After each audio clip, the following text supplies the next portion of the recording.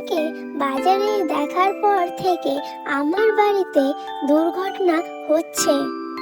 এই যে মূলা বোন, বাজারে তো অনেকে ছিল, তাহলে আমাকে দেখে যে তোমার বাড়িতে দুর্ঘটনা হচ্ছে তার কি কোনো মানে আছে?